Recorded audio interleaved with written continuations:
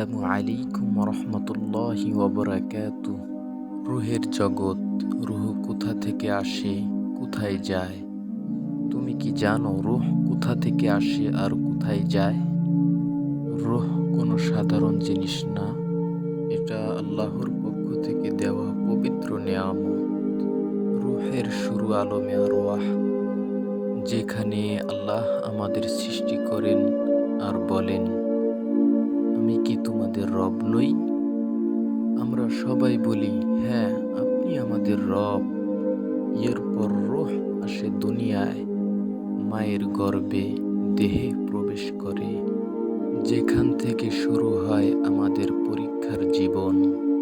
মৃত্যুর পরে রূহ চলে যায় আলমে বারজাখ, যেখানে কবরের শান্তি বা শাস্তি শুরু হয়।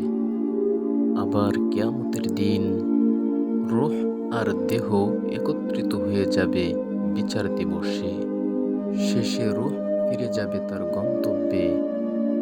জান্নাত নাকি জাহান্নাম, তা নির্ভর করবে আমাদের আমলের উপর।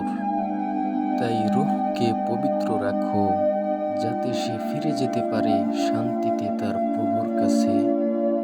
জানতে থাকো, বদলাও নিজেকে।